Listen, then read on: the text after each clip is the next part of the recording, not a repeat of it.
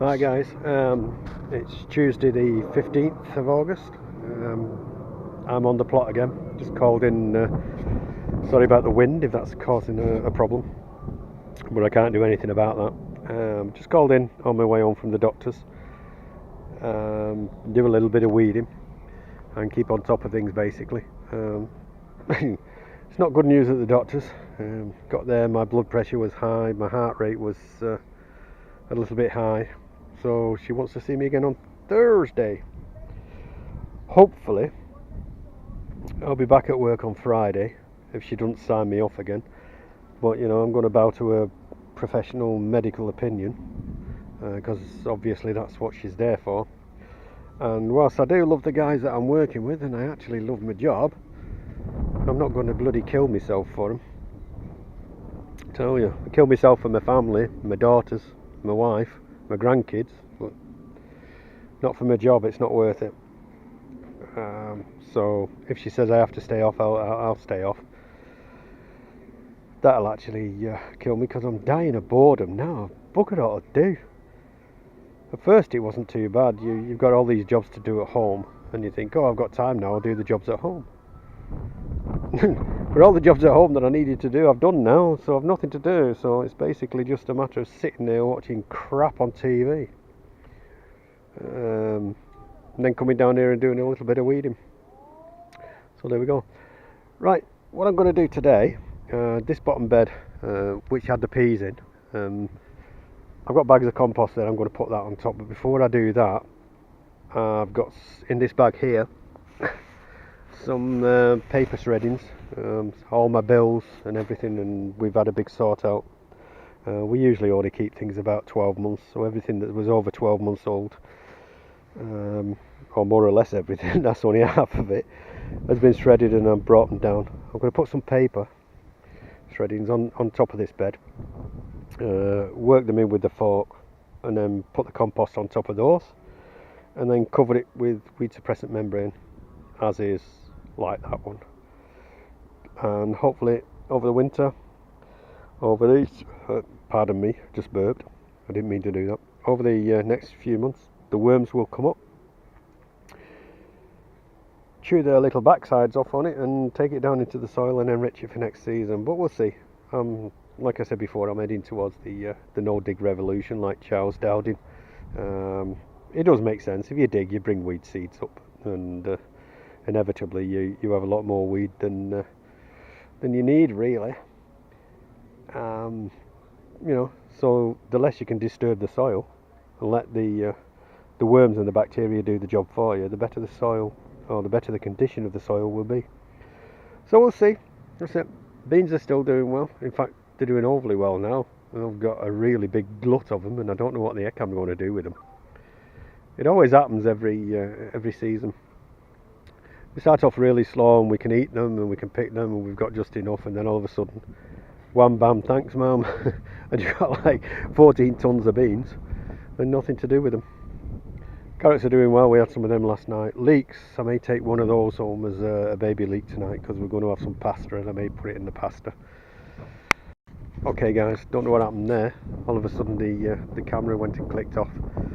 There's another plot holder, Terry. He's on his way back home. I've just had a long chat with him about his tomatoes. That was riveting. But his plot is absolutely immaculate. We have a joke on site here and say, you know, we're going to play spot the weed on Terry's plot, and his plot is just totally weed free. Unlike this, yeah, see you too. Unlike this here, which is, you know, of course I turned over, it needs hoeing again. A little bit of rain and the grass is starting to come up again. I've got to get this turned over, get it tilled or rotivated in, and I've got some green manure, some winter tares that I'm going to spread on there, leave it till next year. Let it grow, chop it down in the spring and turn it in, let it rot down in the soil for, I don't know, a couple of weeks, and then plant into it, and that should do the trick as far as nutrients are concerned. Right, okay guys, I'll get back to you in a bit when I've spread the paper on this bed, which is going to be a little bit of a nightmare, I think, because it's quite breezy now. So I'm going to do, I'll open the bag of paper and hope it don't blow all over the place. I'll pop it on the bed and try to get the compost on top of it. Okay guys, so I'm back. As you can see, I've spread the paper on top of the bed here. Rollo's just turned up. Alright Rollo! Magic! The wind didn't actually blow as much of it away as I actually thought it was going to do. Let's just spread that about. So what I'm going to do now is stick, I don't know, about 4 or 5 bags of compost on top of that. It's the 99p stuff that I get from Aldi. It's quite good enough to dig into your beds, but I wouldn't sow any seed into it really. Although it is supposed to be a good make, it's garden line. So there we go. I'll put the compost on top of that. Maybe add some more paper and put some more compost on, and then I'll put the weed suppressant membrane on top of that and leave it over the winter, or over the autumn and winter, and let the worms work their magic basically and see what happens next year. Right, when I've done that, I'll come back and grab you again and show you the progress. Okay guys, let me just tell you there's 5 bags of compost on there. Supposed to be 20-litre bags, but they don't look like 100 litres of compost to me. Maybe we're being conned, I don't know. It's on top. What I'm going to do now, I'll get the rake, I'll rake it over. If I need any more compost, I'll just put some more on top. And then I'm going to cover with the weed suppressant membrane and let the worms work their magic for next year. And we'll see what happens next season. Okay, the thing is, the compost and everything will provide nitrogen and humus and stuff to the soil. The paper, being made out of wood, will of course add the carbon content. So there we go. That's about it. That's what I'm doing. I'm trying to go towards the no-dig method, like I said before. So let's see what happens. It's an experiment. If it don't work, go back to the original ways. It's not a problem, is it? Not for me anyway. Okay, see you in a bit when I've spread this compost and I've got the weed suppressant membrane on. Right, there you go guys. Here we go. A layer of paper, like you've seen, no problem. A couple of inches of 99p bags of compost. Put the hose pipe on it, damped it all down, made sure it's all soggy for the worms, and put the membrane on top. All I got to do now is leave it and hopefully let the worms do the work over the winter. They'll take all the organic matter down, all the paper down and everything, munch it all up, and leave me with some nice soil to grow in next season. Let's just see what happens. It is an experiment after all. This bed, that's looking a little bit flat at the moment,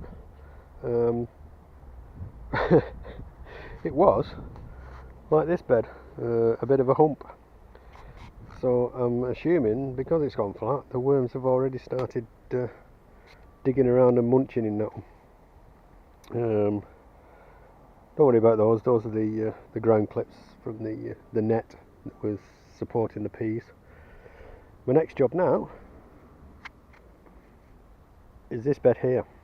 I don't think I'll get the weed suppressant membrane on today, but this is the one that's, if you noticed from the previous videos, was absolutely sodden and flooding. So I'm gonna see what that's like. Put some paper on that, put some compost on top, and just leave it basically. Come down and put the weed suppressant membrane on when the rain's finished. It saves me putting the hose pipe on, because we are forecast rain again for tonight, so I may just leave it. In case you're wondering, yes, the weed suppressant membrane on top of the beds is pervious, so it does let water through, but it doesn't let the annual weeds grow. I'm not too sure about the perennial weeds, but we'll find out next season. Okay, if the wind's bothering you, I'm sorry, I can't do anything about that. Like I say, I'm not God. I can't just suddenly tell the wind to stop. But there we go. Right, that's it for now. You know what I'm going to do? You've seen it in the first bed. I'm going to do exactly the same to this bed, and then I'm going to go home, have some lunch and a drink, and a chat with my wife about what's going to happen on Thursday. Right, okay guys, I'm back on the plot again. It's Friday the 18th, I think, of August. Just come down to pick some beans and stuff for tonight's dinner, get some produce, take a few carrots home and maybe a baby leek. There we go, that's about it. Beans are doing well actually. I'm not going to, what I've decided to do is I'll leave all these now because we have too many of them anyway. They're all in the freezer taking up room, so I'll leave those to dry out and harvest them over the autumn period, pod them and store them as dried beans for use in stews and the like. But there you go, plot's looking well. I'm going to take the beans I'm going to take home are these climbing French beans. We'll have those tonight, sorted in a bit of butter. Sorry if the wind's making a noise, it usually does, but I can't control it. There you go, what's happening to these brassicas apart from wanting to be weeded? You know, they seem to be growing but not hearting up. I don't know what they are. I'll sort this bed out over the weekend, that's about all I can do. I can't dig because I've been told not to. You know, I could maybe hoe the top half there, get rid of all that grass. There's nothing yet coming up, but it's only like a week since I sowed the Swiss chard in this bed. Hopefully it'll be up and we can overwinter it and have some salad stuff over the winter. But there we go. This is the bed. I need to get the you know, I said I was going to finish it with paper and stuff on, which I have done. There's paper in there.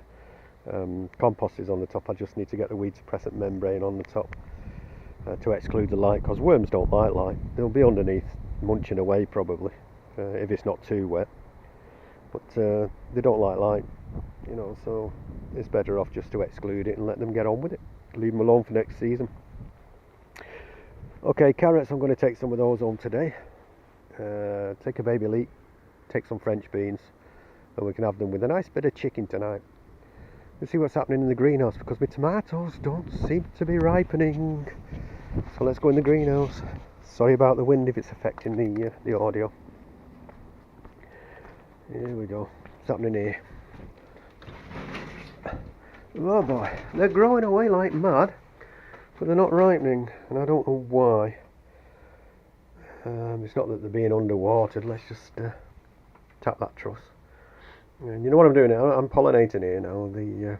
All the pollen's on the stamens, and they need to drop down onto the stigmas. So if you do this and jiggle it a bit, as Arkwright used to say, jiggle it a bit, you actually knock the pollen out of the flower onto the stamens, and you get a better set that way. Oh, there we go. Oh, look at this! Isn't that just the bloody way? All these down here, that's beginning to ripen now with blossom end rot. Look at that. Crikey. All these other ones here that don't have blossom end rot aren't ripening at all. Let me just jiggle that truss there. Come down to the allotment and jiggle your truss. Don't suppose you can get arrested for that. Crikey. The things we do just to feed ourselves throughout the winter months. I don't know. I'll have to come down and give them some feed tomorrow. Not too worried about watering, because these, like I say, the self-wicking, self-watering pots, which is keeping the produce actually quite nice. Let's have a look at that now. No sign of blossom end rot on those. I will give them another calcium spray or whatever when I come down tomorrow. But that's about all I can do. I've been told I'm not to dig. I'm not fit enough yet. Got to see the doctor at 2 PM today. See what she says. Hopefully she'll let me back to work on Monday, because it's really doing me head in. I don't like having time off work, and the guys at work know that. So you know, hopefully, fingers crossed, I'll be back to work on Monday. See what she says. I could tidy this half up, I suppose. Take all those windows down to the tip, dig up all the nettles and put those in a bucket full of water and turn them into feed, or even just chop them up and put them on the compost heap. That's another thing as well. These compost bins need turning, so I need to move them across and physically just turn the compost back into them, and I can't do that. I've been told I'm not even to do that, so that's going to have to wait. Anyway, I'm going to give a quick shout out now to a guy called Bluster Dave. If you go on his site, just go up into the search bar and put Bluster Dave. That's BLUSTAR Dave. You go onto his site. He's very kindly subscribed to me, which is something. And he's a grand guy. He gives you a laugh along the way, shows you a few things, flies his drone, and you know, you get some good aerial footage off it. So just give his site a check out and subscribe to him. And if you're watching this, subscribe to me as well, because we do need subscriptions. I don't know why we don't get that many subscriptions, but the only thing I can think of is subscriptions or subscribe. Usually means you've got to pay some money. Well, you don't. So any newcomers to YouTube, just click the subscribe button. That's all you've got to do. Won't cost you anything, but it'll mean the world to the person whose site you subscribe to. And believe me, they're not making any money out of it like people say. Alright, so that's it. I'm going to end this video now, otherwise it's going to go on and on and on for weeks. And harvest my carrots.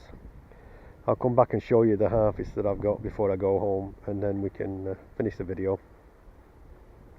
And you know, have a nice meal tonight and start probably a new video tomorrow.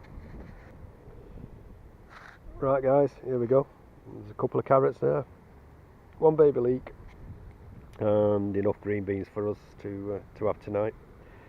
And I'm going to guarantee you they will taste 200% better than the stuff you get from the shops.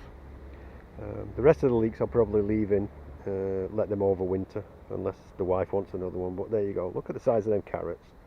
They're absolutely beautiful. And you know what I did? I just made the box, filled it full of compost, drilled out about 6 or 7 rows, and I sowed the seed. I didn't even thin them. So all this rubbish about you've got to have them 6 inches apart and 12 inches apart in the rows, it's just a load of cobblers, really. I mean, look at that. What do you want? They're a little bit twisted. Tesco wouldn't buy them off you, but hey, the carrots from Tesco's taste of sod all anyway. Okay, see you in the next video. Thanks to all my subscribers. Thanks to everybody that's watching. Don't forget, like I said before, like, comment and share. Every comment, whether it's negative or positive, is welcomed. Probably won't reply to the negative ones, but I always do, or try to the positive ones. Okay, until the next time, happy gardening.